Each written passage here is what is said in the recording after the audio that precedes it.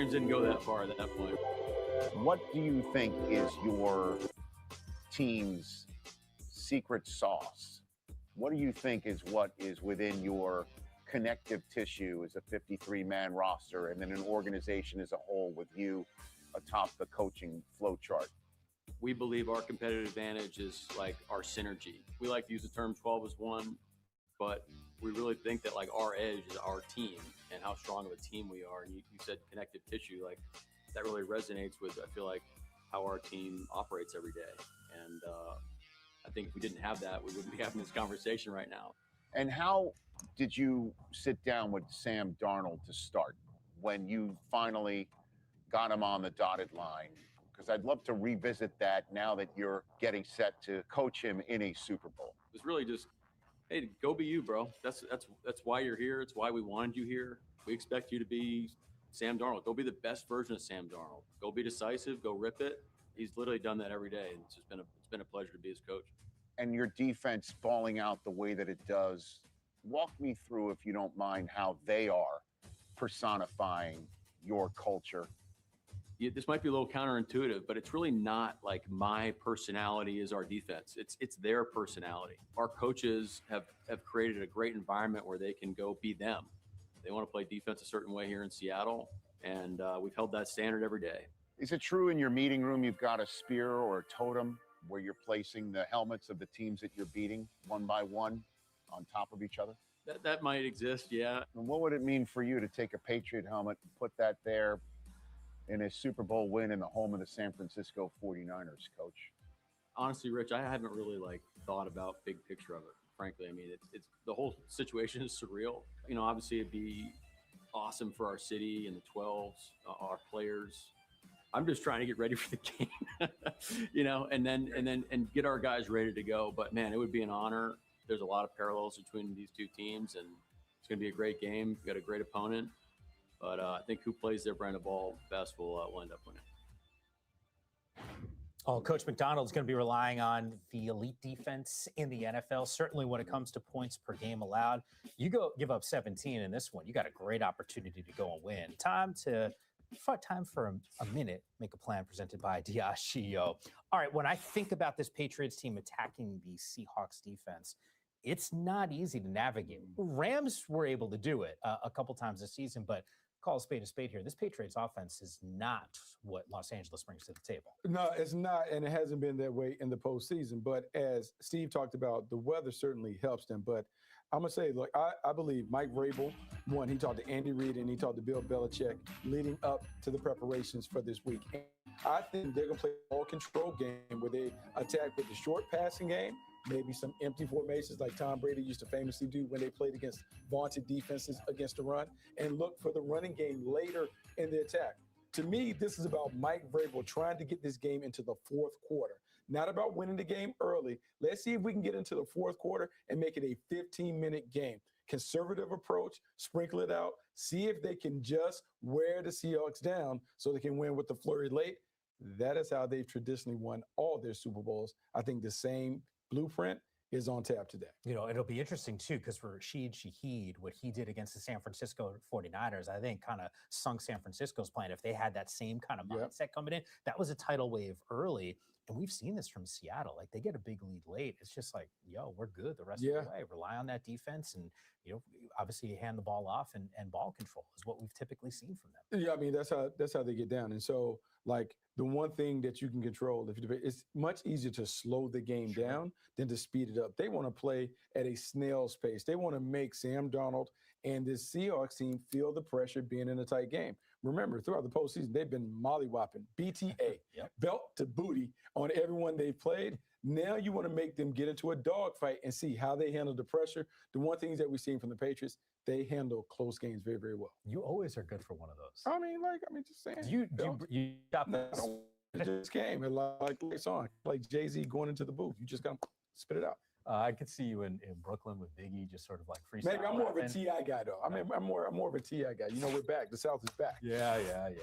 A truly remarkable class. There's a lot to unpack. Number one, Steve Wyche, got an opportunity to talk to him this week. He's a part of those door knocks there. He had said Kuechly legitimately kind of like froze up. He like was overwhelmed at times, and you could see that on his face. Roger Craig, like, what do you think? It's almost like Ronnie needed to tell him what was happening. Like, so unbelievable. I think that's the beauty in sports and team sports and all the things, the memories that they shared. You could tell it was beyond just like a relationship on the field. Minnesota Vikings with Jake Reed, Chris Carter, and Randy Moss, to be able to see guys that are kind of walking the path that you want to walk, for him to follow those footsteps. Kudos. Yeah, I love working with guys like you because you've been around the sport, you played in the sport, but like to see your reaction. I was with MJD and Mike Rob. It's such a great thing. We know players, but it's awesome to see those gold jacket guys. Yeah, and like you just even see the guys who are going to be Hall of Famers, just their reactions to being immortalized as one of the game's best. A little bit more on Super Bowl 60. That's still to come here on Game Day Preview.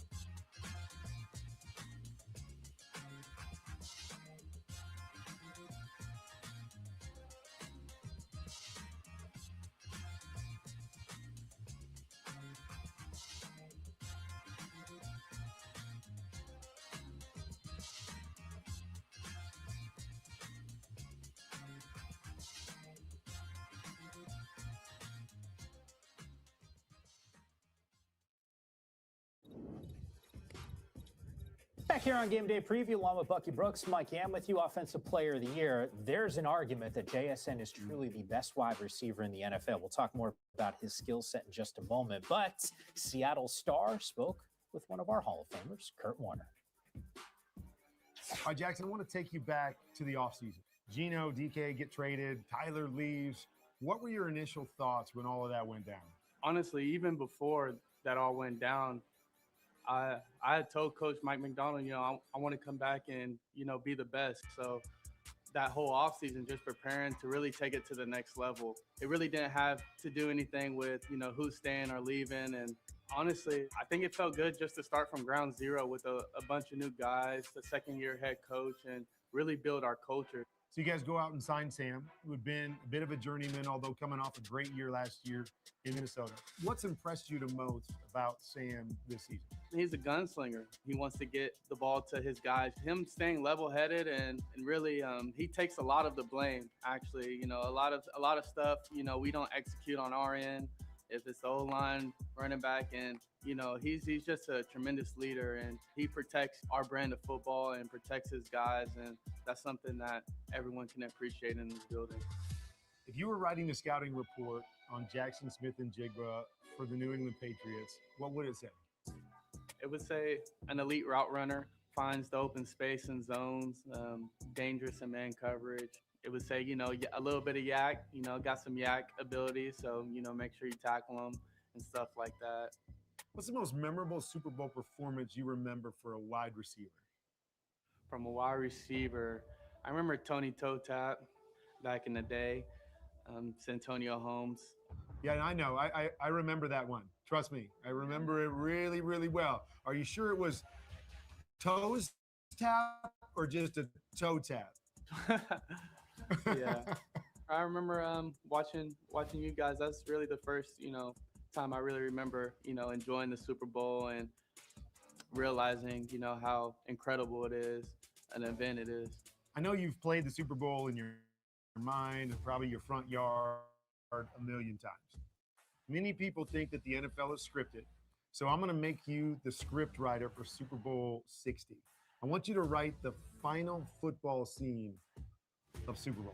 I can only hope and pray and make sure we're putting the work in now, but the confetti coming down on us and raising the Lombardi Trophy, that is the goal. That's the ultimate goal. And, that is something, we hope to achieve and get done.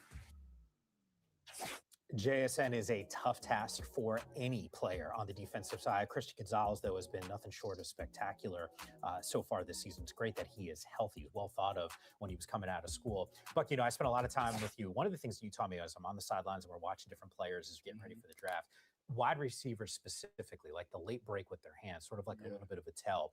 JSN, I was working with Mike Robb this week, and he said his shoulder's so even. It was something I hadn't heard of before. How do you, if you're Gonzalez, for example, or anyone in that Patriots secondary, how do you keep this guy in check? Because essentially no one's been able to this year. Yeah, no one's been able to because they move him around. What people have not really paid attention to is last year he operated primarily out of the slot. And when he operated primarily out of the slot, it gave him that experience. So now when he goes out wide, he's really an unstoppable force. They can move him around. They can create mismatches and exploit those mismatches all over the field, and they do a great job of that. But when it comes to route running, he's spectacular.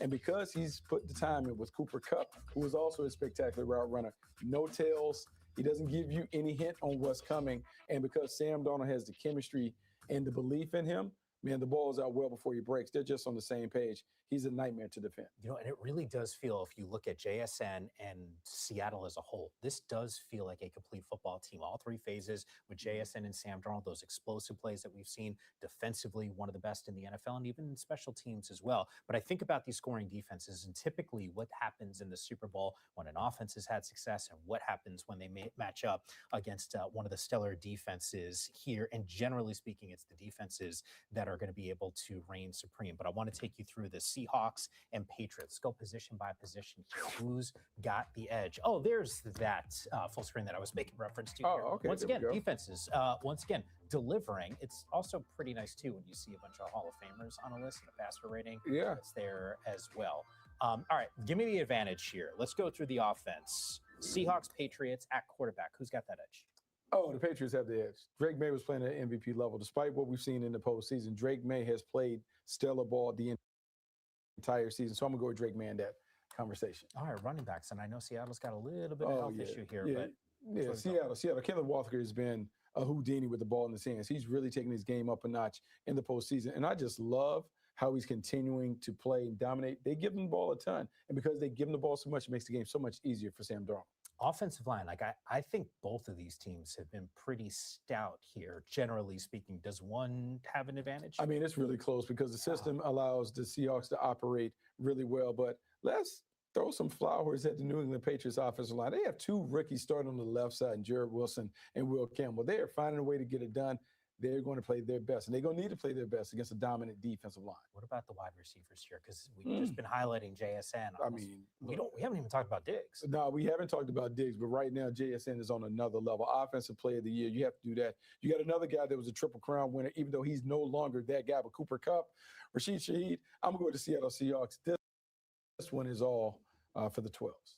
God, some advantages right now for this Seattle squad. For a little bit more on this team, we head back to Santa Clara right now. Levi's Stadium, site of Super Bowl 60. She has been all around, although just yet here. One of the things, because we talked about offensive line, I do want to ask you this, though.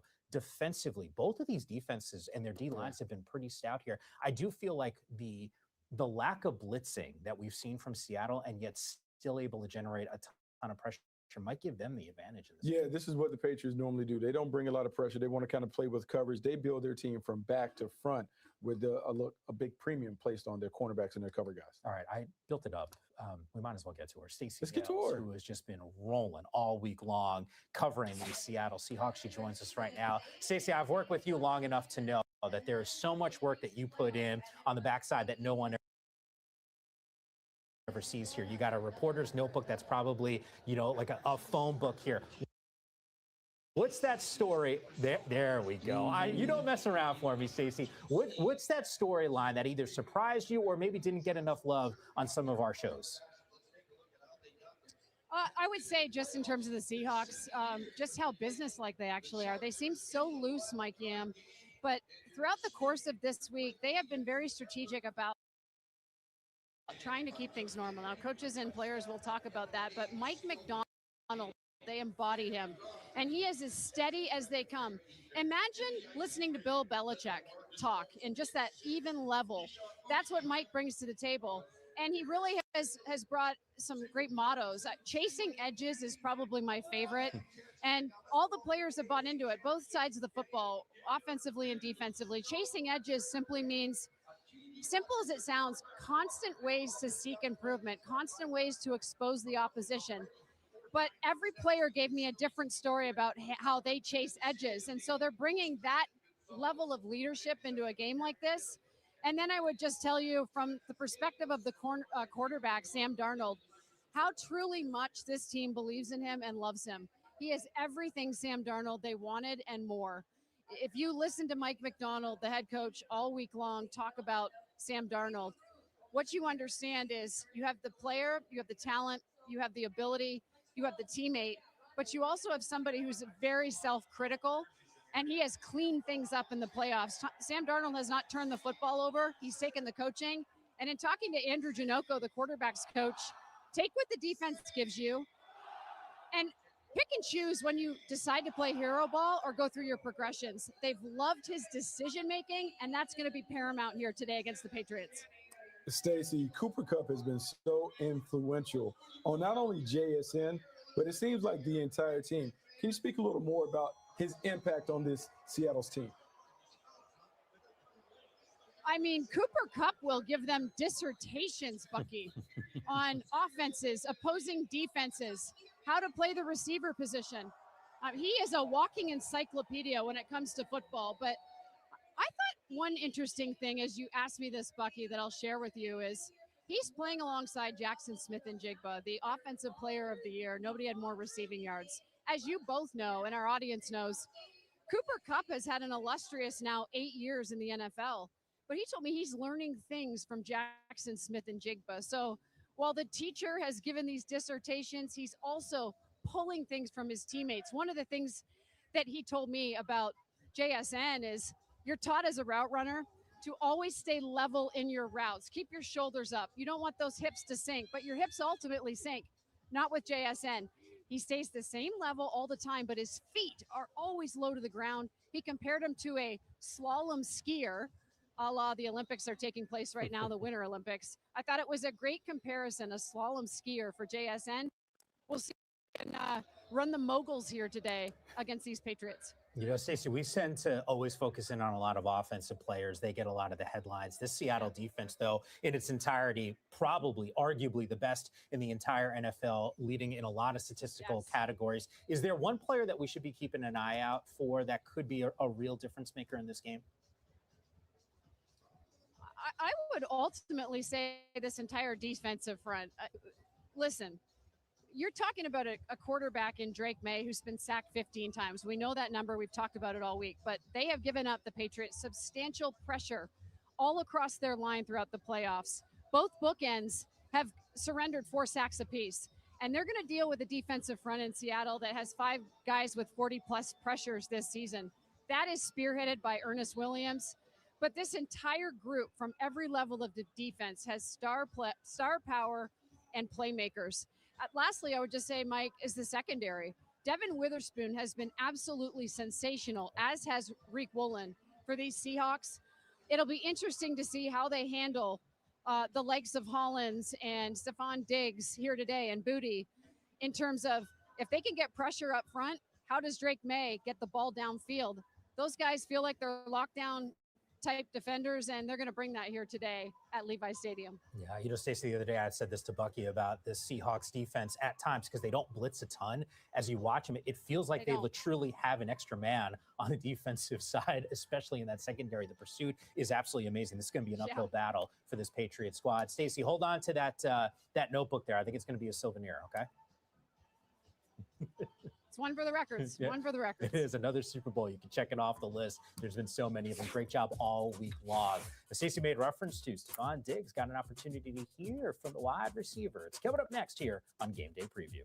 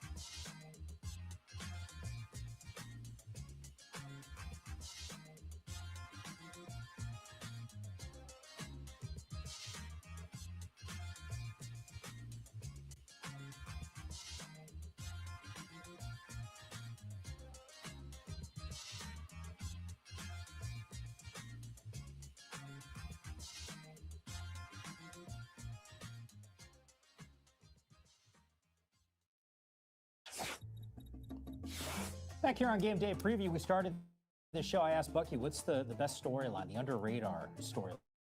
He said, hey, Patriots are back. Those fans outside Levi Stadium, they don't want to hear any of that noise. But I think Bucky is right. You think about what they've been able to accomplish, and a big part of that is Stephon Diggs. Check out this number, 80 playoff receptions prior to playing in their first Super Bowl. That is definitely eye-opening. Diggs going one-on-one with our Hall of Fame quarterback, Kurt Warner.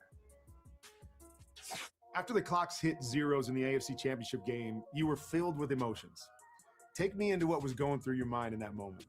It was like a, I don't know, like a little mini movie. Like it kind of like flashed like my career, and I just started looking at all my teammates and the faces they were making, and I saw the young guys. I was like, look at the young guys go, man, lucky them. And then I'm I'm like, man, I've been doing this 11 years, man. I've been chopping wood, fell short a couple of times, and then this is what it's about, man. You can have another layer of appreciation for it. And for me, I was just happy to see everybody smiling. After suffering through the injury last season, you fought back in 8 months to be a part of this team. What fueled that comeback? It was a combination of things. I know, kind of like my exit in Buffalo, and then going into Houston, and going there and getting injured. It kind of like rattled my world a little bit. Being a part of that and then losing it all in that moment, it just kind of drove me. And I was like, well, I want to be back. I want to be better than I was before. Becoming a part of this team kind of gave me I guess like a boost of energy, like a battery in my back. We all understand the ingredients that go into a Super Bowl team. What's the secret sauce for this team? Don't change the macaroni. We ran sprints yesterday. We ran sprints today. I feel like Braves, whatever works, he's going to stick to it. I think that might be some of the Bill sprinkled into him, Bill Belichick maybe. I think the secret sauce is just being consistent throughout. He's not out here trying to change the macaroni. You seem to be playing a little bit different this year. What do you see your role as in this offense? It's just a different kind of offense. We got tight ends that can play at a high level. We got receivers that can play. We got running backs that can go take it for 70. So I went in this with an open mind. Look, I'm going to do whatever it takes to win. And things worked out. I still had a good year. I was coming off an ACL, and I'm still out there getting double teamed on third down. I'm still out there. Things are still happening how they used to. So I feel like I didn't lose a step at all. I feel like when I watch you guys play, you've become kind of the safety net for your young quarterback in Drake May. Take me into the connection that you have with him. He's finding the guys that make plays. You build that security by catching the ball, making plays for him. Like you're a quarterback. You know how it is. When you bank those reps of a guy catching balls from you, it's like, all right, I can trust him. And then like for me, like I thrive off of that. Like that's the energy that I love. Like I want my quarterback to count on me when it's me or nobody. It's been second to none to see his maturation process as a young quarterback and an MVP in my eyes. I just want to. I want to see him win it all. To become a Super Bowl champion, you guys got to go through a really good Seattle defense. What challenges do they present? That's one of the best defenses in the league. They're fast. They're active. It's going to be identity matchup. They preach the same stuff that we preach: finishing, effort, details. So it's going to definitely be that head-to-head. Who's going to break first? I know it's taken you a long time to get to this point. Is there something you say to yourself, okay, I'm in the Super Bowl. I've got to enjoy this part of it? I think I'm going to take a breath right before the game just to breathe the air of the Super Bowl. Maybe it's a little different, and maybe it feels a little different, but that's all. I'm saying when that whistle blow, I'm locked in. No, I just can't wait. Well, Diggs is on my list. Time for Vantage Point presented by Verizon. And that list, I'm talking about top 5 players on your list. I think I got a few. It's on your list. I know. All right. We do this segment every single Sunday during the season. We take out the whiteboards. We do the rankings. I will give credit. Cynthia Freeland has the best handwriting you've ever seen. It's like almost like she's typing it out here. Oh. My handwriting, it looks like I'm using a crayon. Just like, yeah, there we go. So it's close, like here, right there? I thought I'd be okay, there we go. Man. All right, so at the top, we have JSN. I think it's very easy for him. Then Leonard Williams, because you got to give love to the guys in the trenches, dominant on the inside. He teams with Brian Murphy to create problems. And then we got Drake May. No top 5 list is complete without a Tar Heel. So we can put Drake May there, runner up for MVP. Some would say he probably should have got it if someone would have voted appropriately, but that's neither here nor there. Devin Witherspoon.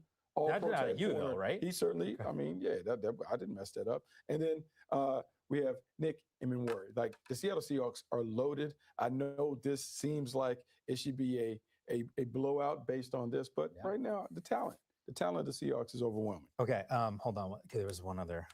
Add some more. We say top 5. We said top 5. But we may say 8 people on the list. No. Here's what I will tell you. I said we do it every week on the show. They never let me do it. So I never get to do a ranking. No. So you know what? I'm taking advantage here. You got Here's the list. Excited? Exactly. I'm going to count. It's all the list all season. So I had some issues here. Look, JSN number 1. Sorry, I don't want to get the glare, and people are going to go blind here. Drake May number 2. I was having some problems. Christian Gonzalez, you didn't have on your list, but I think. Look, the number 1 guy, when those 2 players go head-to-head, that's going to be spectacular. Okay. Witherspoon's a guy that Stacey Dales was talking to us about a little bit earlier. Then I was having a problem at 5. And I was like, well, I can't not have Sam. For everybody. I know. I can't just have Sam. Oh, my God. And then Rashid Shaheed. That's the trade that you hope you get that. Then if you have 5. And then I had to add Leonard Williams on the back end. I mean, this is... If it's top 5, There's 5. Like you can't have a top 5 with 8 people. I'm making up for lost time. I see why they don't let you have the pin.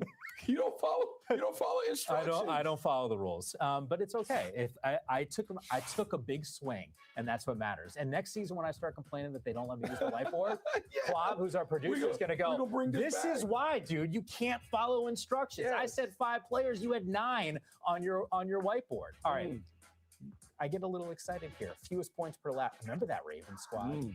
I mean, that was truly like 8.7. The New England Patriots. That's what we're talking about. It's in the postseason. It's remarkable. It is remarkable what they've been able to accomplish here. All right, we did the offenses a little bit earlier.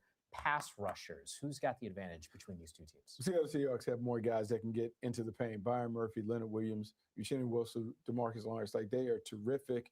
They get it done, and they get it done without blitzing, which makes them tough. Yeah, I said it to you a little bit earlier. It feels like they're playing with 12 men on the defensive side. All right, linebackers and secondary. I know where I would go on this one. What about you? Linebackers and secondary. See, now, originally linebackers, I was going to go with the Patriots. Secondary, we can go with the Hawks. I'm going to split the baby and say right down the middle, it's a push. Both of them are really good. And Patriots, you heard Steve Weiss talk about in that report. Carlton Davis, Christian Gonzalez, they feel like they can lock down and hold it on. We're going to see. They can lock down and hold it. One thing that we haven't talked about, almost like an hour into this show, we haven't really dived into the head coaches here. 2 defensive guys, one that's got a whole lot of experience, the other one who's done a remarkable job, at least early tenure right now as a head coach.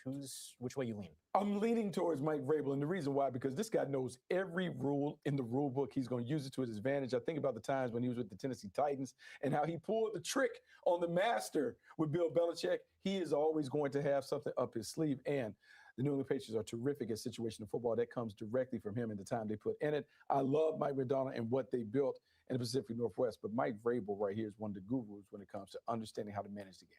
If this thing is close, you like the Patriots? I absolutely like the Patriots. I think this is going to be a close one. It's going to be a close game. Nail biter. I say that not to spoil his game pick. I preface by saying, if it's close, do you like the team? If it's close, it's going to be close. All right, then do we just? I cut my nails. Look, I had a little manicure, pedicure, just to make sure I didn't get nervous. And you don't? Yes, Teddy, do you? Absolutely. Why wouldn't I? Like, come on. Like, yes. Oh, you're gonna get me in trouble when I get home. Or he's gonna be like, "Yo, yeah, Bucky's going. Why aren't you going?" Yes. I don't, because I don't know. It's not really my thing. Game picks, at least mine, coming up next.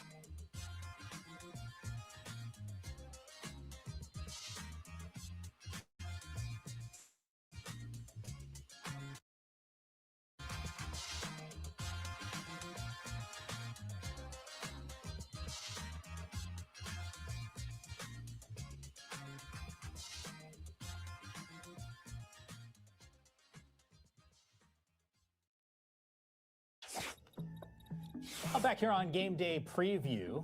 It's Vantage Point presented by Verizon. A look at Levi's Stadium, about 70,000 strong. We'll be in Santa Clara for Super Bowl 60, just a couple hours away from figuring out who is going to be your Super Bowl champ. But maybe more importantly is availability right now from a New England Patriots perspective. I'm just going to look. Efton Chisholm, by the way, is a guy that we got to cover a year ago at the East-West Shrine Bowl. And he's had a little bit of an impact so far. Really good news. Spillane, Landry, two dudes who we had talked about on Super Bowl Live leading up into this game.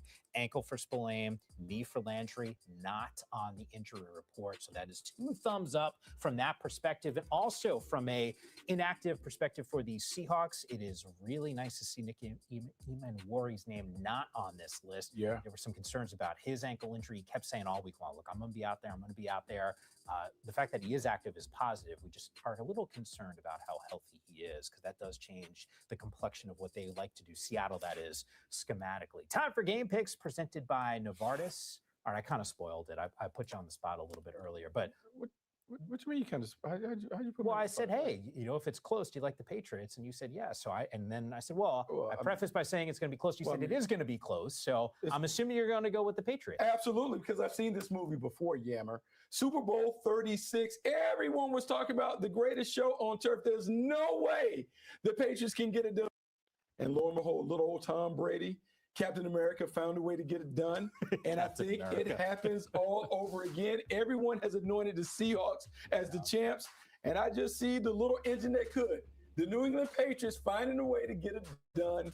I am going with the pass, 20-17. Okay, I'm going to roll with Seattle here. The two things that you brought up, that is a concern for me. The fact that everyone's been saying Seattle's a more complete team.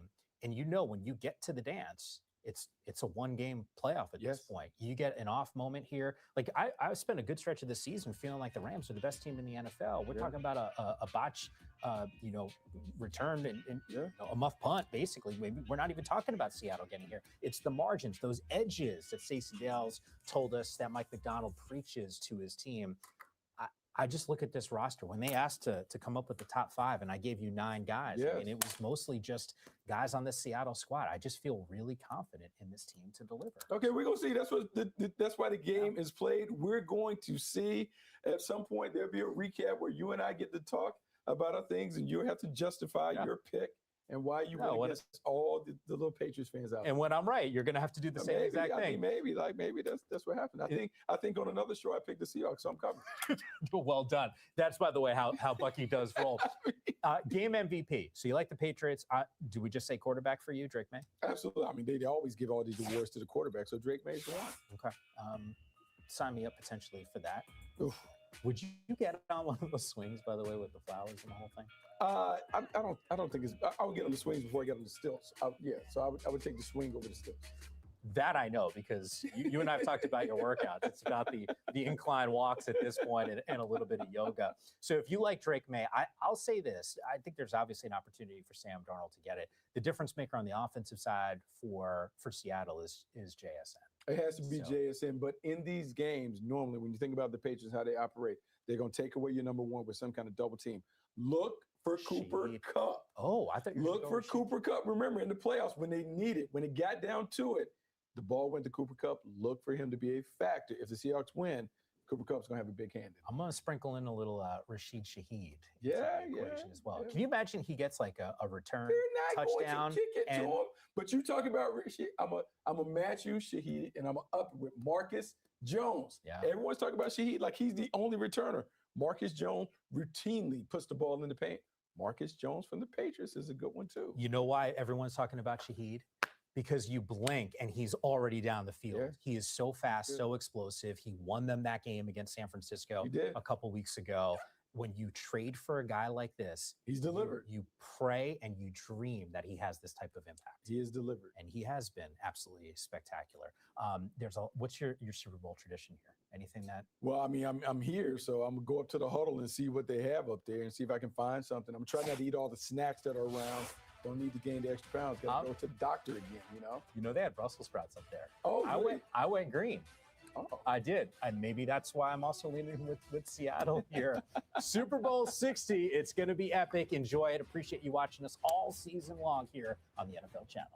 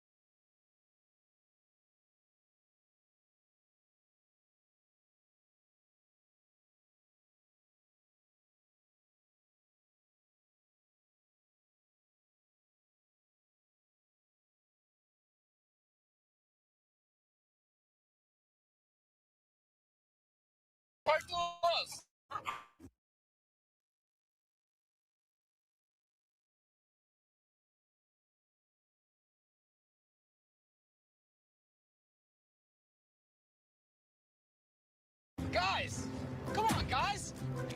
I got a meeting. Never mind. This guy. Stuck between a bad job and a hard place? Ron, did you notice maybe you clipped me a little bit there? CareerBuilder.com. Start building. Ron! Reminds me of our parking lot. I know that's right. So tell me about yourself. Well, you know, an organized person, somebody who does not leave details out. I'm actually very, very good with groups. Group work. I've surpassed all my goals in my previous position, my prior job, and your competitor. My personality and me have surpassed their own goals. Oh. Get famous at mytalkingstain.com. Always makes me look down at my shirt. You too?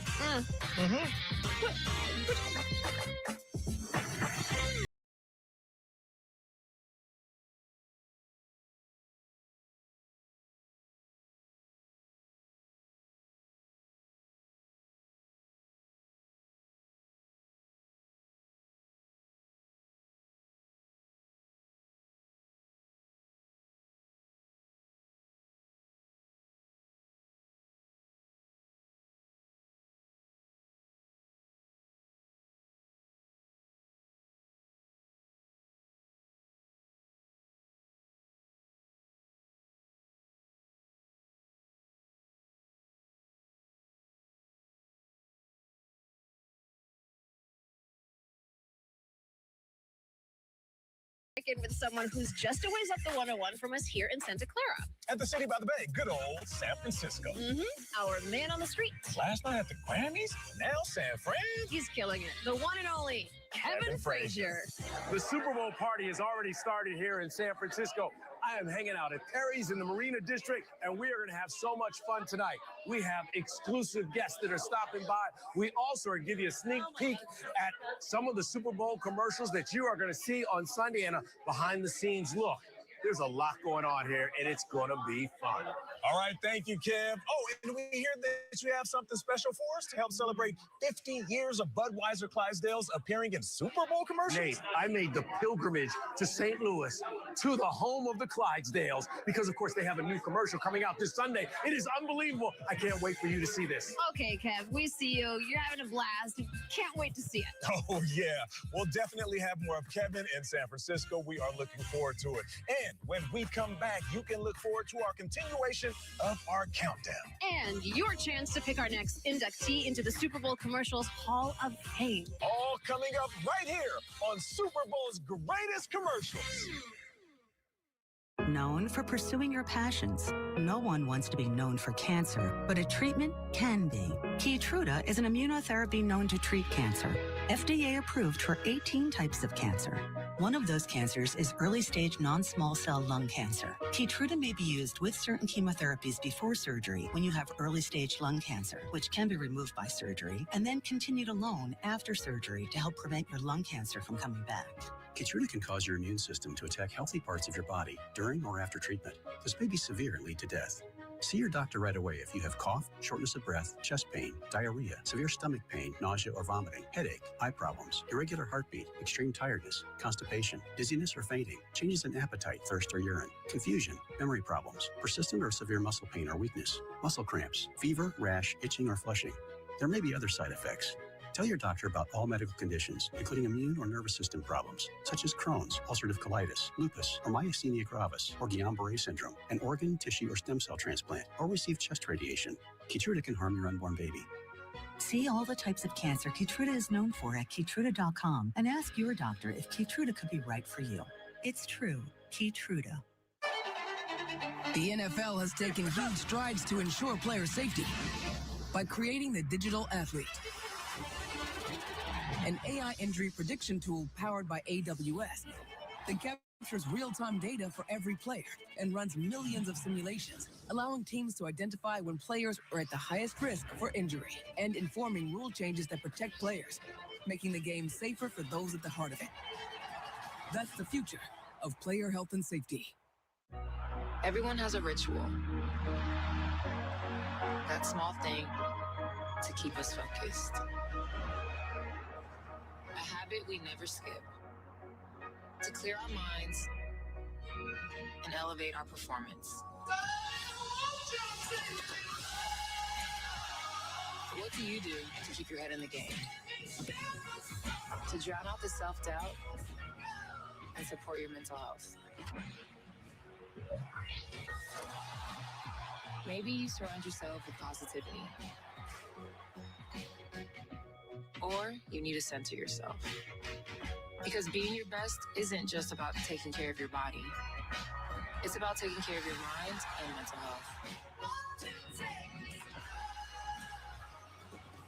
Discover the resources you need to keep your mind focused and your mental health a priority.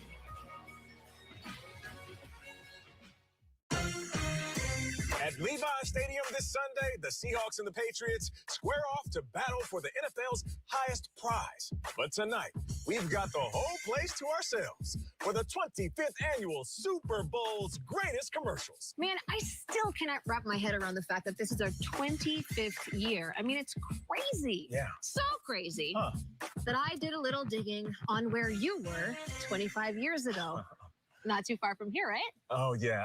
Ye good old college days. I remember I had a fairly decent game when my Nevada Wolfpack was playing at nearby San Jose State. I don't know if I would consider it fairly decent, dude. You literally broke an NCAA receiving record. Oh, well, you know, I used to do a little something. You had to be there. Yeah, I'm telling you, I remember apparently I did. Okay. like it was anyway, yesterday. we got to get back to our show. What?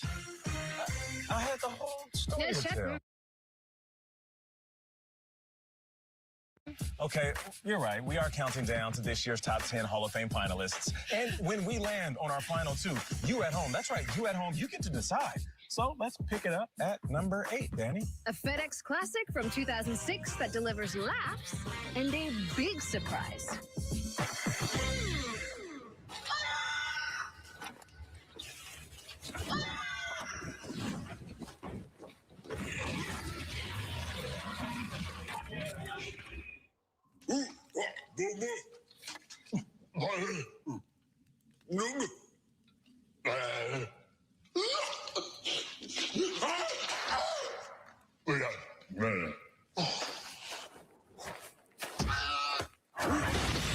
Next time, use FedEx.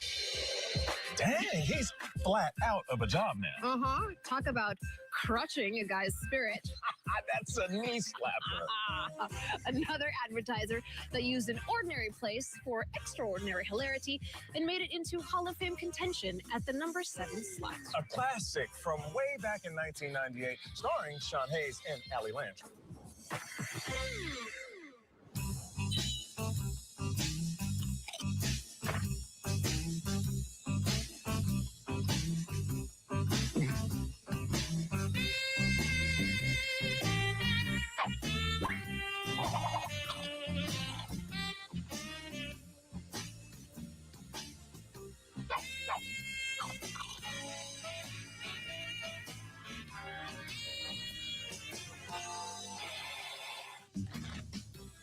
Introducing Doritos 3Ds. A whole new shape that begs to be eaten in very loud ways.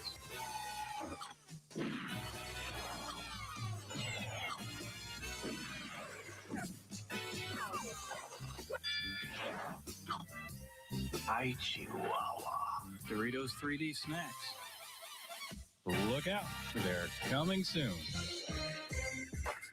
Hey! Not that hard. Well done, Daddy. That was 1998. But it was about a decade later when Doritos began their super successful Crash the Super Bowl campaign. You remember that one? Oh, yes, I remember it. When Doritos held a nationwide contest for everyday fans to produce their own Super Bowl commercials, the winner scored $1 million and had their commercial air during the game. Yeah, sounds familiar. Okay, I get it that you remember. And you are right. Those were some of the most memorable Super Bowl spots of all time. Like this mousy little Doritos ditty from 2007.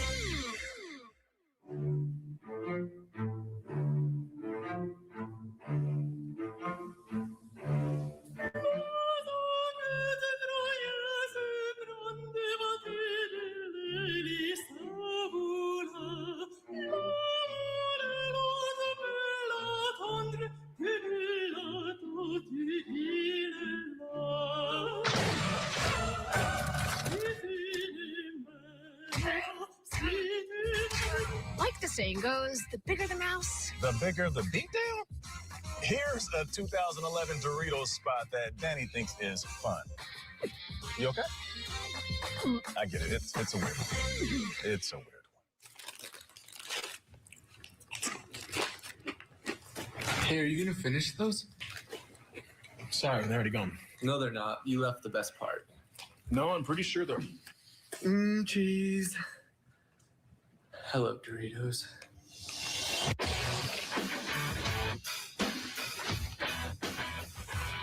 No, So he loves Doritos. Big deal. Doritos. Okay, how about this one? The 2012 spot, the one with the cute kid. Oh yeah, I like this one. Okay. You want one? Sorry.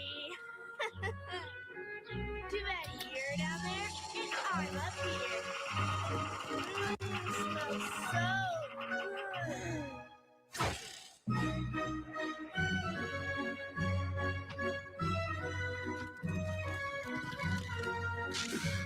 Aw, what a little cutie pie. Yeah, cute and victorious. Yeah.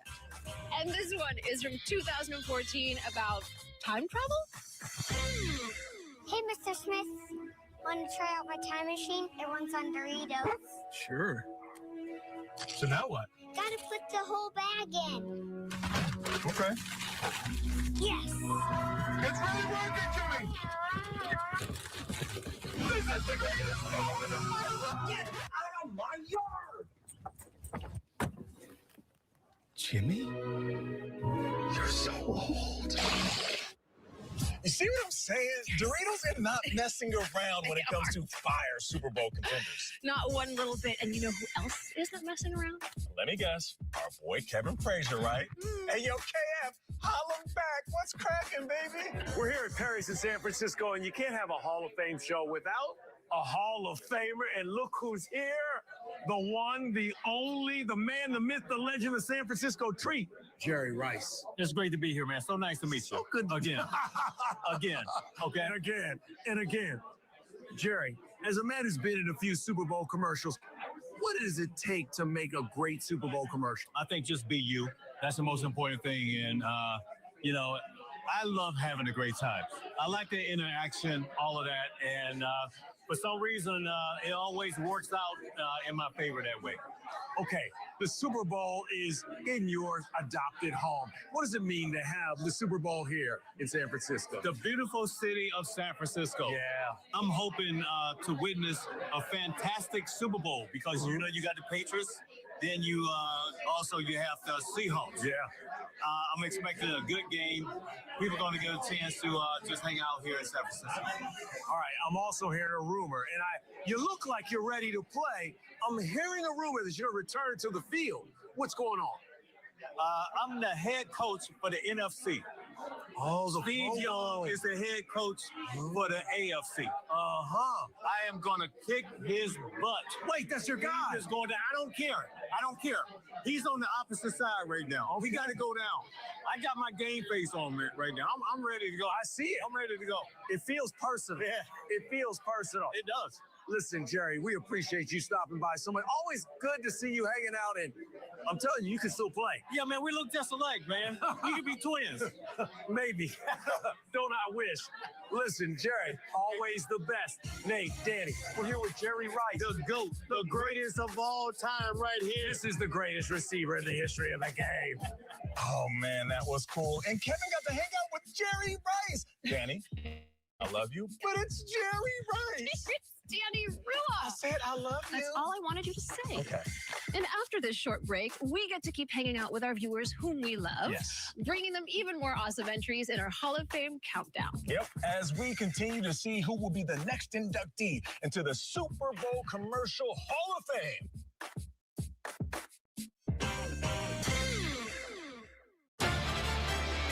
Being Courtyard's official fan ambassador has opened a new world for me. Now I get to hang out with NFL fans all season long. Butterfly. Wait, what?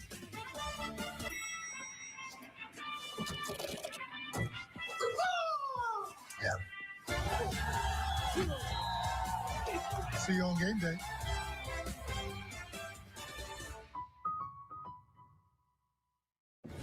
Are you Marsha? I am. I am. Thanks for meeting me here. Usually not an interweb dating guy. Barely ever use this phone computer. Unless it's to bundle my insurance with Liberty. Oh, same. I hate this thing, but it's true. You can save hundreds bundling with Liberty. Liberty? Liberty? Liberty. Are you hungry? Mm-hmm. Let's get some lasagna. And some pinneries. Only pay for what you need. Liberty. Find your sun with Sun Cruiser Vodka Iced Tea. Made with real iced tea and real vodka. Cold, refreshing, and made for moments like these all year long. Let the good times cruise with Sun Cruiser. In life and in business, the goalposts often move. But at Accenture, we say, game on. Because whatever goal you're heading for, together, we'll get there. My Valentine's, my husband, my girlfriends, and Kohl's. Not in that order. Kohl's has gifts for every Valentine. Get something sweet they'll love and take 15% off some of your finds at Kohl's and Kohl's.com.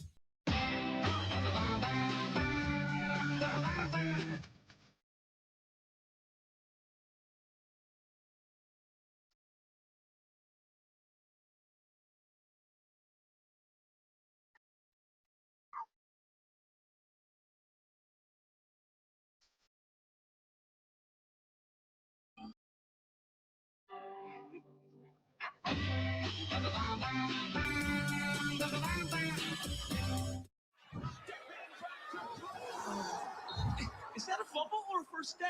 All right, everyone, huddle up. Here's the play. We pivot to the TCL QM8KD Ultimate Choice. Okay, but our OLED. But your OLED doesn't pop in the sun, Doug. It's not bright enough for this room. What about the corner chair that no one can see from? Anti-reflective screen, ultra-wide viewing angle, zero border. Now, any seat in the house is the best seat in the house. This definitely sounds better. Everything's better with the TCL. Ready? The NFL Scouting Combine is on the air. My style of play is very aggressive.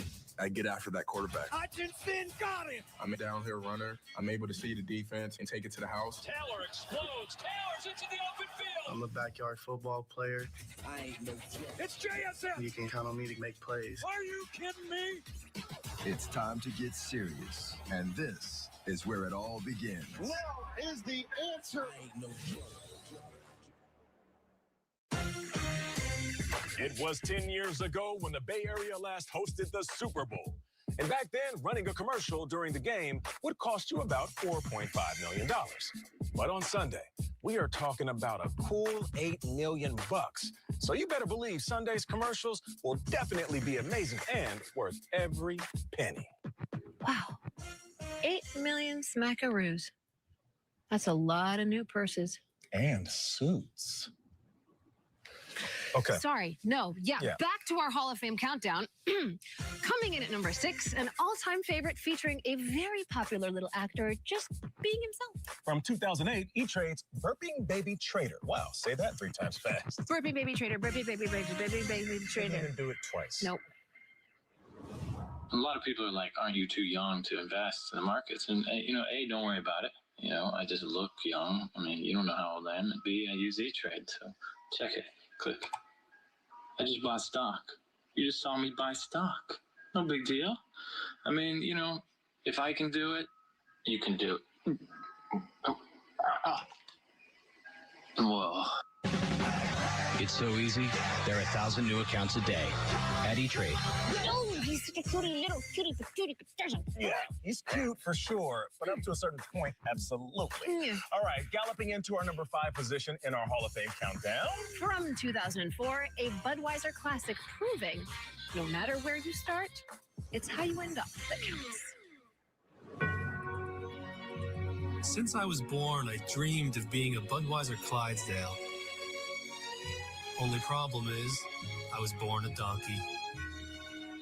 So all my life, I practiced the Clydesdale walk and the Clydesdale pull I even tried hair extensions on my lower legs. And then came my big interview. They looked me in the eye and said, "What makes you think you can be a Clydesdale, son?" And what was my answer?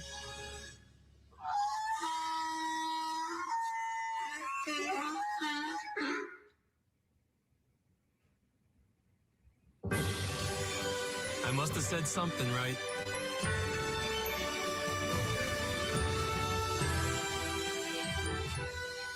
Yeah, that's always been one of my favorite Budweiser Super Bowl commercials. Okay, well, if you love that, you're definitely going to adore what our guy Kevin Frazier has coming our way. He is having a lot of fun. Oh, I'm sure he's probably living like a king somewhere. Hey, Kevin, it's time for you to do your thing, you lucky bum. Danny, Nate, I saw that you had a Budweiser Super Bowl commercial in your countdown, and it is actually the perfect segue to my sojourn, my journey that I made to St. Louis to the Anheuser-Busch Brewery to hang with some very majestic creatures. They've been symbols of tradition, strength, and celebration for nearly a century. The Budweiser Clydesdales, America's gentle giants. But if you're talking about Budweiser, this is where it all began in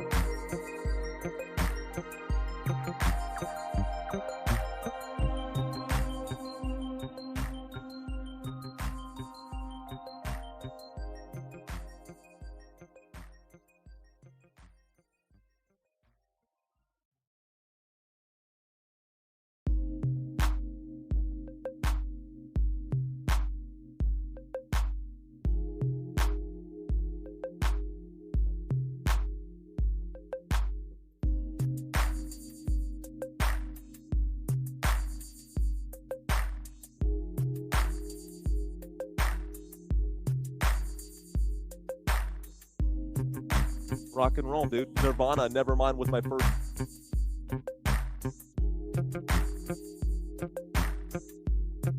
Album back then.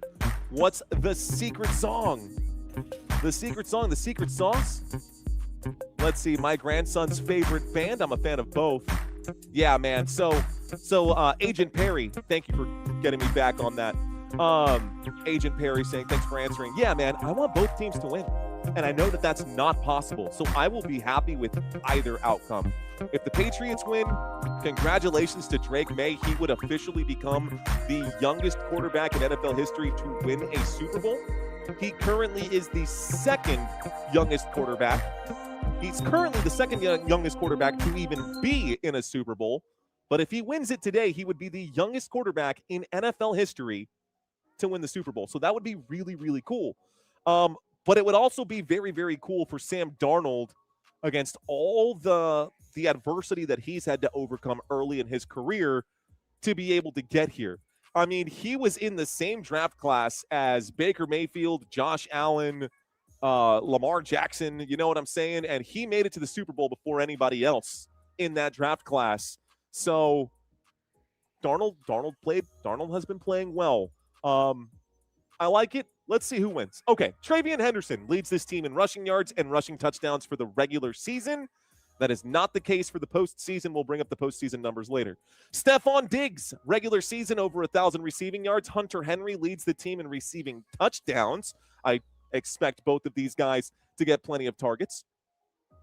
Harold Landry, Robert Spillane. Harold Landry leads the team in sacks. Robert Spillane leads the team in tackles. He was questionable heading into today's game, and he may actually, let's double check this ESPN depth chart here. Looks like, let's refresh. Now they're playing. Yeah, Robert Spillane is going to be good to go for this one. RIP to Bran Arnold from 3 Doors Down. Man, 3 Doors Down. If I go crazy, then would you still call me Superman? Something like that. Are you on Twitch as well? Not today. For basketball season, we will be doing that. I actually have been tinkering a lot with some of the settings this year with Twitch and Restream and those different various platforms that you do. But I will expect to see me on multiple platforms for year 3/year 4. Guys, immediately block Alchemist from the channel forever. I'll actually go ahead and do that now. So that's an easy one. Actually, I'll just go ahead and take care of it. Let's go to the channel.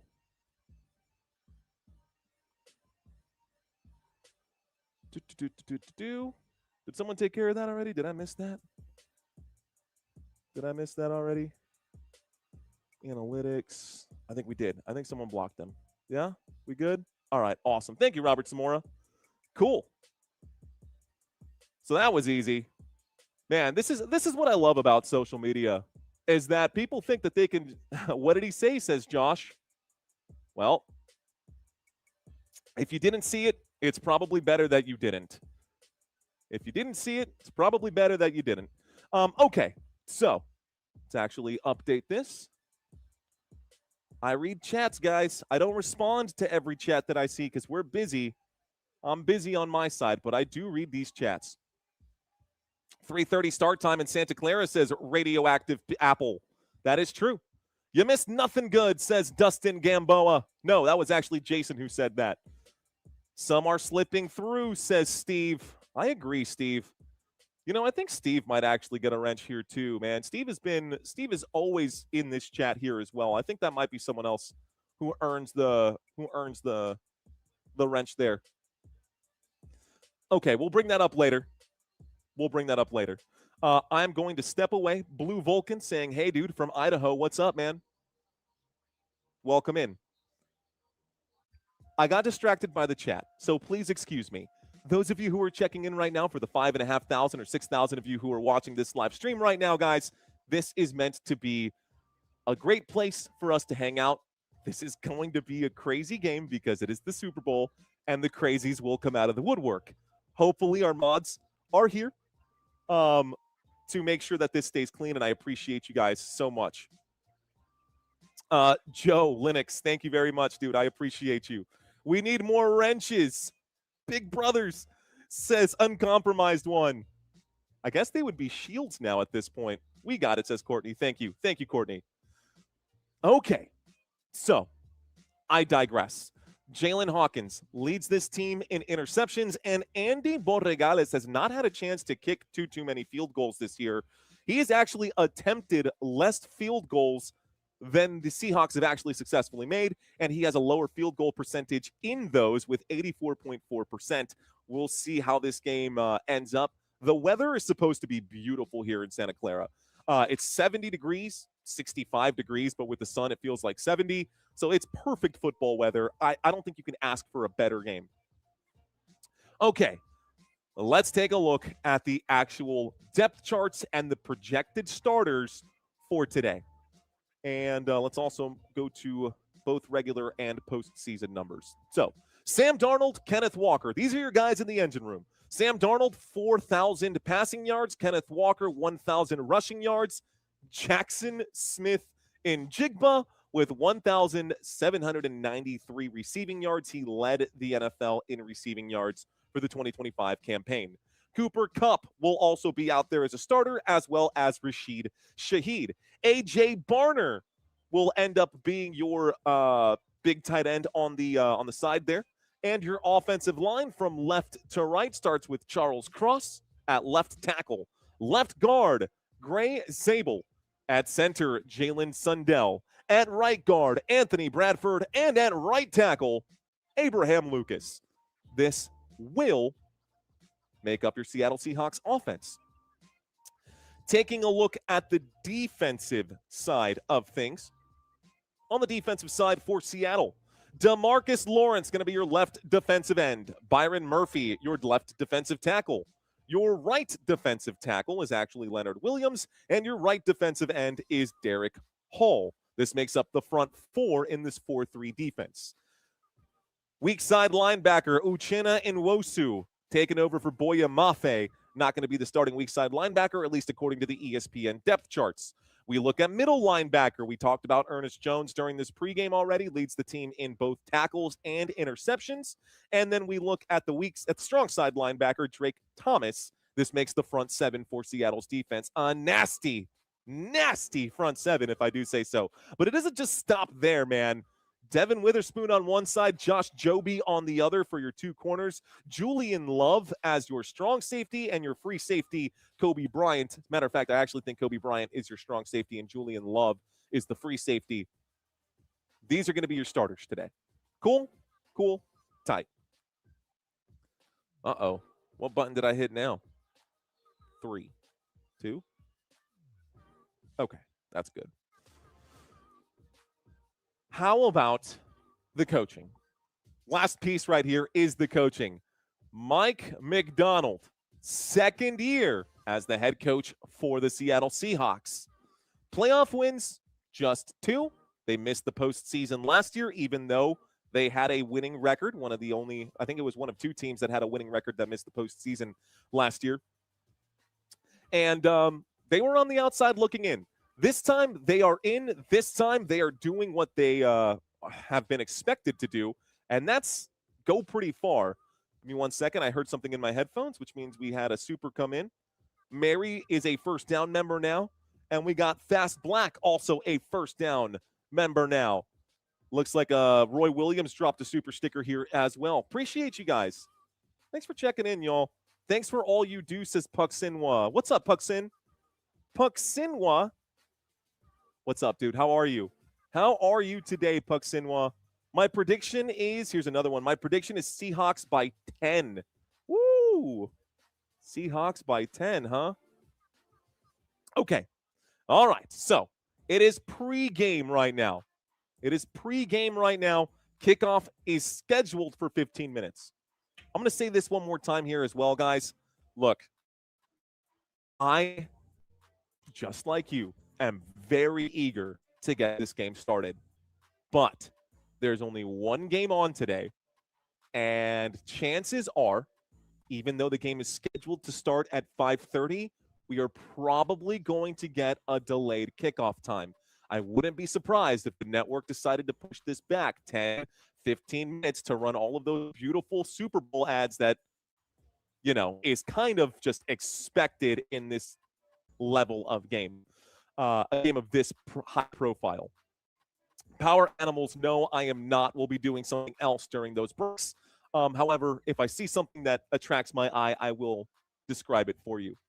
Okay, so team stats, there they are. This is head coach Mike McDonald, highest win percentage by a head coach in Seahawks history. Yes, even over, oh, hey, look, there's Chris Pratt right now, screaming his face off. Yes, even over Pete Carroll. Coming into this game, guys, Seattle Seahawks got the bye week. So finishing the season here, the Seahawks beat the Panthers in week 17. They won that game 27-10. They beat the 49ers 13-3 in week 18. So I guess the game I was talking about was the week 16 game. Wild card bye week. They did not have to play. They clinched with this win here over the 49ers. Then the divisional game against the 49ers, a 41-6 win for Seattle. Nasty work right there. And then a 31-27 win in the NFC Championship over the Los Angeles Rams. This is the form coming into this game for the Seattle Seahawks. Let's take a look at the New England Patriots. With 13 minutes left to go here, let's pivot to New England. So the New England Patriots, Drake May and Ramondre Stevenson, technically the starters, but we will probably see a good fair share here of Travion Henderson as well. We might even see Johnson get a couple of carries. Probably not, unless we see an injury or something like that. I expect to see a lot of Drake May. I expect to see a lot of Ramondre. I expect to see a lot of Stephon Diggs on one side, Kayshon Boutte on the other, and the unsung hero, there are two unsung heroes on this team. Guys that actually make a difference that I don't think people really paid too much attention for. Paid too much attention to. Mac Hollins being one of them, and the other one is Demario Douglas. I think Demario Douglas can make a big impact on this game too, so I'm curious to see how they implement the wide receivers today. Hunter Henry, going to be your big tight end on the end, and your offensive line for the New England Patriots. Left tackle, Will Campbell. Left guard, Jared Wilson. At center, Garrett Bradbury. At right guard, Mike Onwenu. And right tackle, Morgan Moses. This makes up the New England Patriots offense. Defensively, got a lot to talk about, man. There's really a ton to talk about here. Okay, defensively for the New England Patriots, Christian Barmore going to be your left defensive end. Kyrus Tonga going to be your nose tackle. And your right defensive end is Milton Williams. You'll notice a difference here. If you're a casual football watcher, and you remember what I brought up before, if you're a casual football watcher, there's a difference between a 4-3 and a 3-4 defense. This is the 4-3 for the Seattle Seahawks, 4 defensive linemen, 3 linebackers versus 3-4 defense, 3 defensive linemen and 4 linebackers. Different coaches, different organizations have different perspectives on how these are supposed to work. Not one is better than the other. It's just a matter of preference. Anyways, weak side linebacker. We actually had Elijah Ponder listed here, but it's not going to be Elijah Ponder. It is 100% going to be Harold Landry. Weak side linebacker today is Harold Landry, and that's a good thing here for the New England Patriots as well, because Harold Landry is head and shoulders way better than Elijah Ponder. Robert Spillane, again, was questionable heading into today's game, as was Harold Landry, but both of them are good to go. Christian Ellis going to be the right inside linebacker, and strong side linebacker, Calebon Chason. You'll see two corners here. Carlton Davis III, who has been on an absolute tear this postseason. I see him everywhere. And Christian Gonzalez, who, I mean, let's face it, they are not throwing the football in that direction. He is so good that whoever he's guarding is probably not going to get very many targets. Okay, up here in the safety world, Craig Woodson has been in every category this postseason in the stat column. And then, of course, Jalen Hawkins also has been pretty good for this Patriots defense. And head coach for the New England Patriots is Mike Vrabel. His first season as the head coach of the New England Patriots. And I love the Vrabel story so much. I think it's great. I think it's an awesome story. I really do. Like, I think it's so cool. Anyways, 3 Super Bowl wins as a linebacker for the New England Patriots. Then he becomes the head coach. He coaches around in Tennessee for a little bit. They make it to an AFC championship game. They lose. Vrabel's in limbo. Gerard Mayo gets the job here. He's in there for, what, a year? I think Gerard Mayo had a year, maybe 2 years for the New England Patriots after we saw Belichick leave. So Mayo filled in for a little bit. And then Vrabel comes in. He gets a $500 million check to do what he wants with. He brings over Harold Landry from the Tennessee Titans. He goes out and recruits all these different players like Robert Spillane and more. And they've managed to turn this team from a losing team that was they stunk. They stunk last year to now we're in the Super Bowl. So huge turnaround, especially for a first-year coach with the team. Highest win percentage in Patriots head coach history. Regular season wins 14 with just 3 regular season losses this year and 3 playoff wins, looking for 4th to make it a 0-1, 1-0 Super Bowl record. 1 win, no losses. This is the form heading into this one. So, New England Patriots beat the Jets. Big whoop. New England Patriots beat the Dolphins. Big whoop. But then the postseason starts. The postseason starts, and they go through the Chargers. Low scoring game, 16-3. Then they play the Houston Texans. This game actually turned out to be pretty electrifying, especially since we watched this game, and it was snoozeville. The Chargers put 55 guys on an airplane, flew to New England to kick 1 field goal. Terrible game in the wild card there. Terrible game. Much better game in the divisional. And kind of a boring, I wouldn't call this one a boring game, the AFC Championship game. I don't think it was boring. It was a close game, much closer than 16-3. It was a defensive showdown for both sides, and I really enjoyed that game there as well. I'm sure a lot of you guys were with me during that as well. Okay, so this is all of the numbers, guys. Were crazy games. Oh, snap. Nice jacket, says Neil. Thanks. Let's go Patriots. Let's see. Okay. Let's take a quick look. Not at this. Looks like we're about to get the national anthem here in just a moment. Yeah, national anthem's about to get started here, guys. We're 7 minutes away from scheduled kickoff. Let's take a look at the head-to-head comparison that I promised you guys. So taking a look at the head-to-head comparison. Passing yards this season, Drake May has more passing yards, rushing yards, and total touchdowns than Sam Darnold. Sam Darnold has also thrown more interceptions than Drake May. Drake May has been better completion percentage, a higher passer rating. However, he has been sacked twice as many times as Darnold, pretty close to twice as many times as Sam Darnold. So It's funny. I was talking to Santino earlier today about this, and it cracked me up because I said, bro, how is it possible? Says at Football Nation, I disagree. AFC Championship wasn't very exciting. It just depends on if you like defensive pressures or if you like those kinds of things. Anyways, so Drake May. I made a really made a good point, right? Because the Seattle Seahawks defense, they can get after the quarterback. They are 7th in the NFL, 47 sacks this season.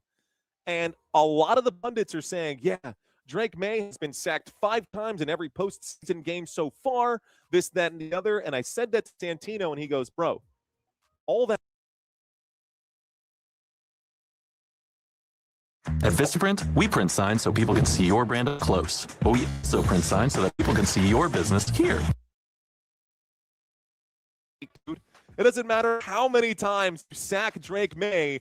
This team finished the season 14-3, just like the Seattle Seahawks did. And honestly, just looking at the raw numbers and the raw data in year 2 of his career, I think Drake May has a much higher ceiling for his career trajectory than Sam Darnold does.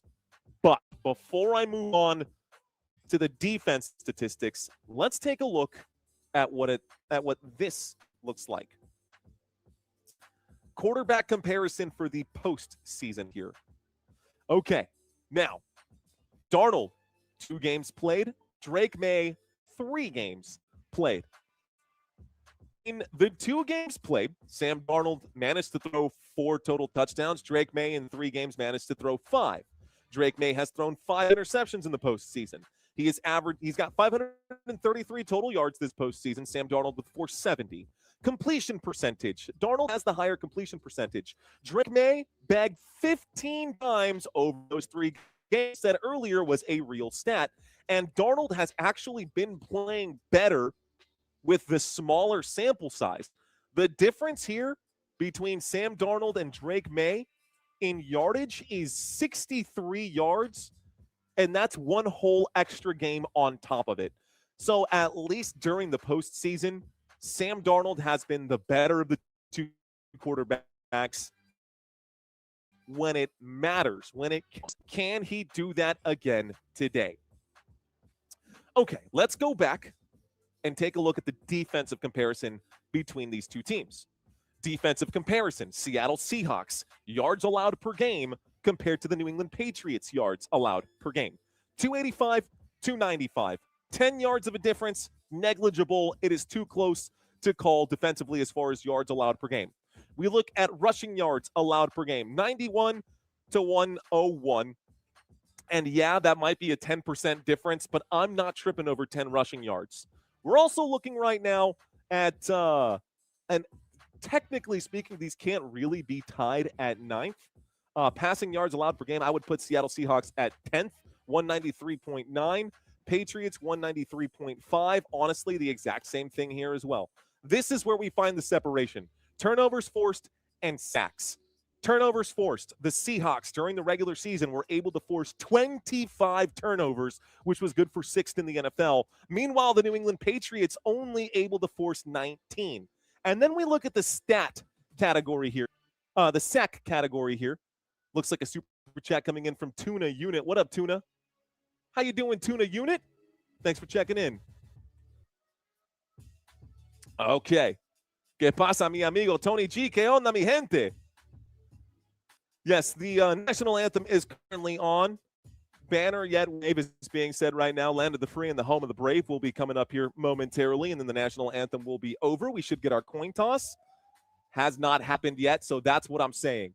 I told you guys, they said this game was going to start at 5:30.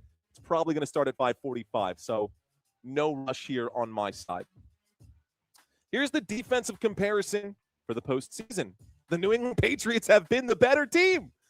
Now, of course, the Patriots have played 3 games, but the Patriots allowing far fewer yards per game on average. This is a crazy number right here, guys.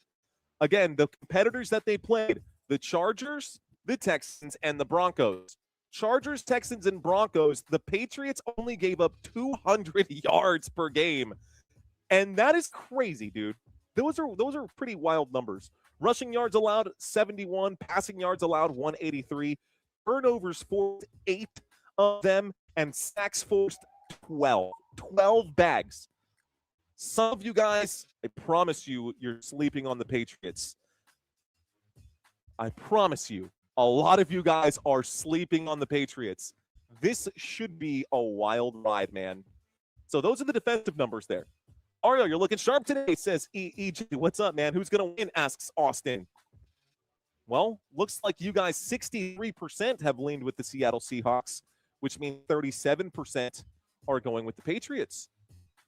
Let's see. Go Patriots, says Terry Mac Dad. Thank you, Kelly Grant.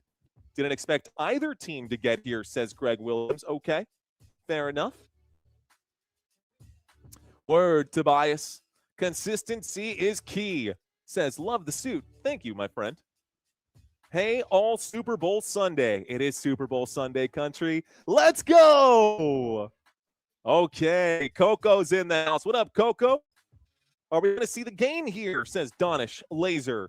Donish Laser, thank you for asking that question, my friend. You're listening to a radio broadcast of this game right now. And since the game is not on, not really missing anything by hanging out with us right now. I can guarantee you, if you're going to search the YouTube landscape, you will not find the game anywhere. And if you do, rest assured that that stream will be brought down by the league. All of that to say that you're welcome to go check out the rest of the YouTube land. All of that to say that that stream will be brought in the game anywhere. And if you do, rest assured that that stream will be brought down by the league. All of that to say that, well, let's face it, man. Like that's not. It's 4 yards. They're averaging 4 yards per attempt. Rushing touchdowns per game, slight separation here. 1.1, 1.3, right? And then rushing yards percentage, 2%, honestly, 1 percentage point higher as far as how many yards they get from the run. Not a whole lot to compare there in the run game. During the postseason, we can bring up the run back comparison. Over these 3 games, guys, you got the rushing yards per game, 130 compared to 125. 33 rushing attempts per game during the postseason. Seahawks running less during the postseason. Seahawks edging out the Patriots this postseason when it comes to yards per attempt and rushing touchdowns per game. Big difference here. Big difference here. Actually, I'm wondering if that's correct. I'll double check that. Can you please remind people of the chat the rules throughout the commentary? I will do my best, Courtney. Another super chat coming in from Jonah. What's going on, man? Pretty even match on paper, says Windcatcher. Yeah, Windcatcher. It is a pretty even matchup on paper. And when we look at the wide receiver comparison, man, it's a mixed bag for both sides there, Windcatcher. It's a pretty mixed bag on both sides. We've got yards per game. Top 5 team as far as receiving yards. By the way, we are about to get the coins here. Those of y'all who are new to the channel, we don't normally get to watch the coin toss for all the games, but here's my coin, guys. I used to be back judge on my officiating crew when I was officiating Texas high school football. This is my coin for coin toss. Here is head. It's a zebra, appropriate for it. And here's the horse's backside right there. It does say tails. So we will be getting the coin toss here momentarily. Coin toss coming up here momentarily. Will the lights go out, says Justin. That's only if Beyonce is doing the halftime. That's only when Beyonce does the halftime show. That was crazy, though. How many of you guys remember that one when the San Francisco 49ers, when Colin Kaepernick's 49ers took on Joe Flacco's Baltimore Ravens, and the Baltimore Ravens won that Super Bowl? Wonder how many of y'all were there for that. Let's go, Benito. Tails. Tails never fails, Jamie. I always go with tails, too. 5K if it's heads, says Almighty Alf. All right, chat. Is it going to be heads or tails? Is this going to be heads or tail right now? Let's see, LJ6567. What's going on, man? Appreciate you. Nice coin, says Sam Derby. It is a pretty cool coin. I really do like this coin right now. Okay. Waiting for the coin toss right now, folks. Coin toss coming in momentarily. Now, during halftime, guys, we are going to have a halftime trivia quiz. I tried to turn up the music a little bit, but I heard it on a different system. Music is just a hair too loud when I normally do this, so I've turned it down a little bit. Anyways, during halftime, we will have a trivia quiz, so don't go anywhere during then as well. The Blackout Bowl, Harbaugh Bowl, was my first set Vegeta in vegetarian. All right, guys. Are they saying that this coin, because it's the 60th coin, is now going to the National Museum of Natural History? That's not natural history. Well, here's the coin. Oh, that's a very shiny coin.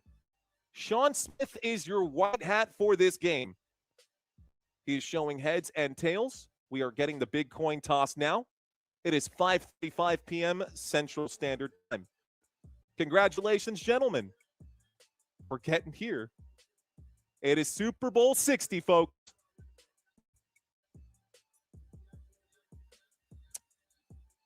Seattle being the visiting team, they will make the call. This is heads. Well, this is heads. And this is tails. Thank you very much, Christian. Ready to be drafted in the first round. The confidence is matching the content. Let's get it, Football Nation. Let's go, Christian Songs. Oh. Coin toss. It is heads. And actually, without messing around, it actually was heads. Okay. So it looks like the Seattle Seahawks will get the football to start the second half. Is that what I just heard him say? Did I misread that? Looks like 10 euros coming in from our friend right now, Muto. Muto checking in saying, thank you for another great season. My second season following the NFL, and both of them with Football Nation. Let's effing go.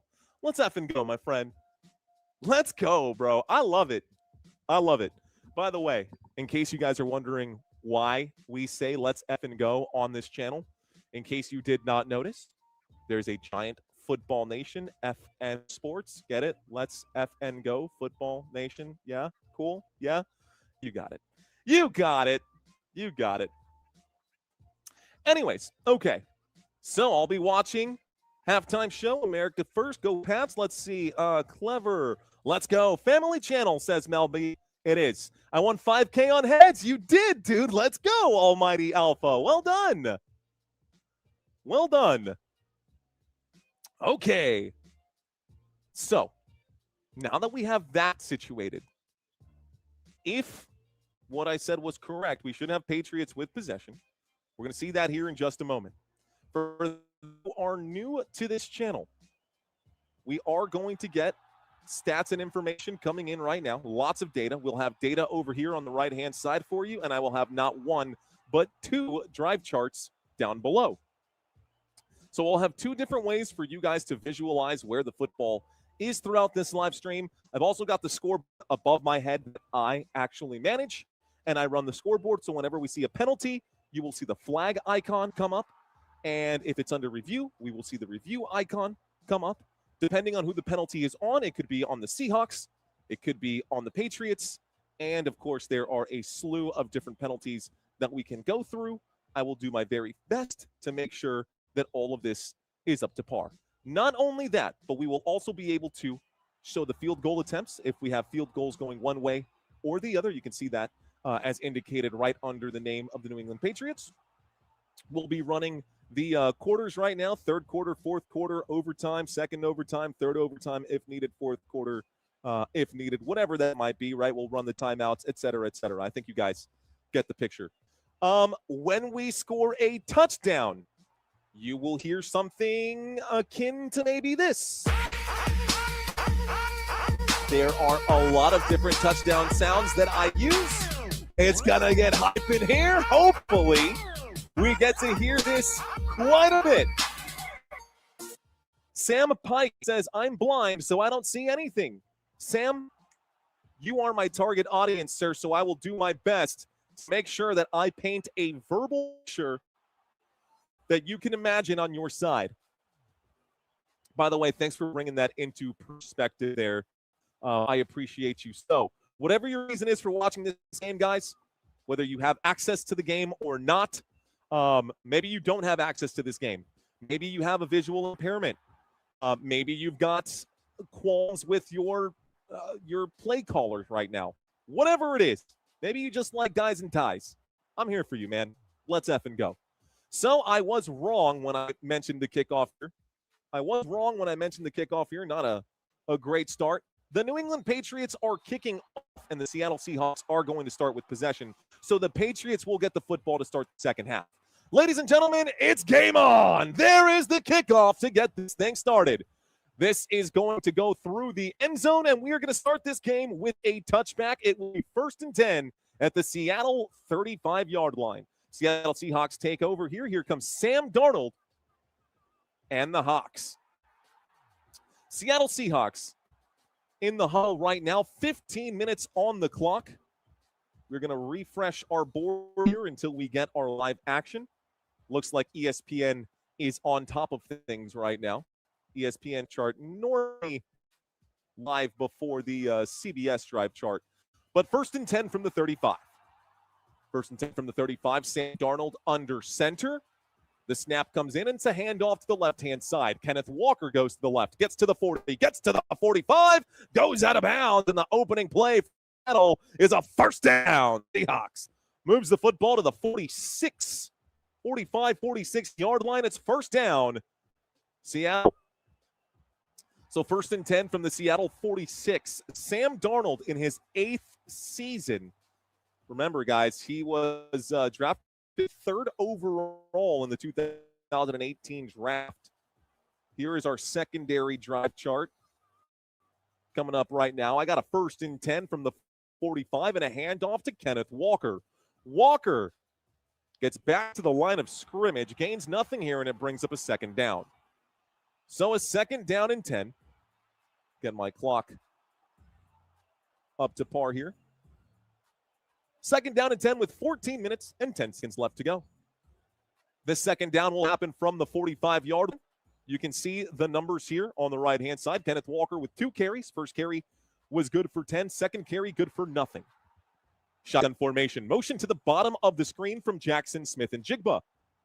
Now we've got a split formation here as JSN goes to the left. It's going to be a throw and a catch made up the middle, actually on the left side by A.J. Barner, who picks up 15 yards, and A.J. Barner will pick up a Seattle Seahawks 1st down.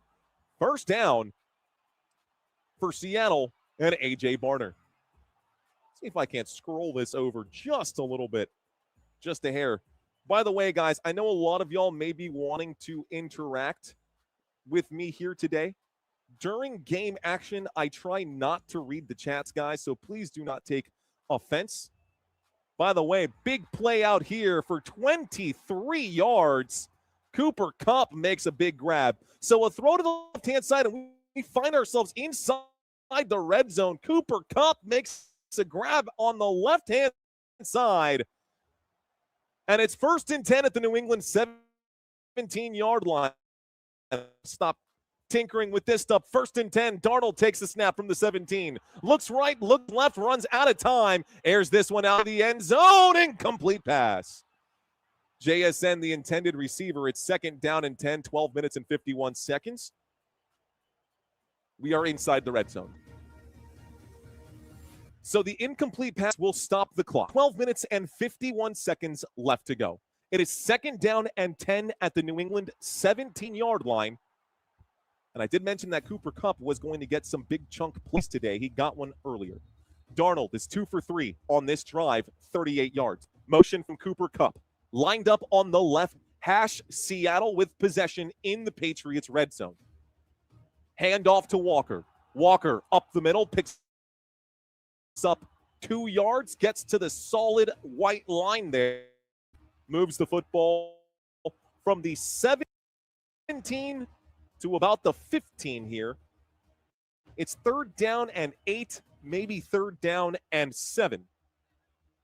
Unsocial Media Productions on YouTube checking in right now, leaving a super chat. Thank you for checking in.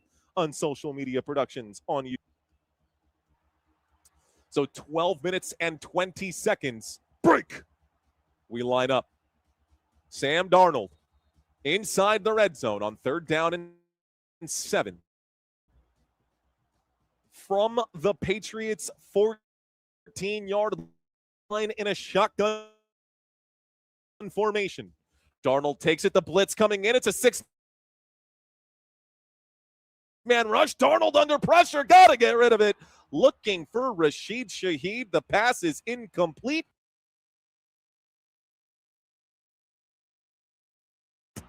It stops the clock with 12:02 in the opening drive of this game. Will result in a field goal attempt. So,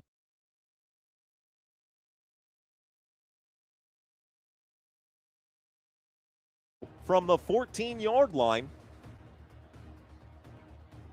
this is going to be a hard field goal now for the Seattle Seahawks to get the first points of the game. Jason Myers is going to line this up. He's made 41 of 48 field goals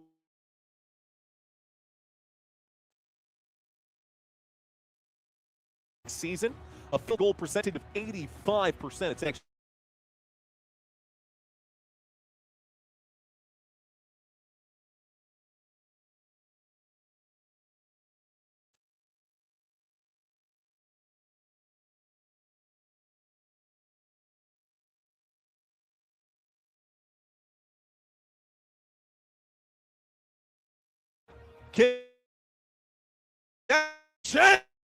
oh, barely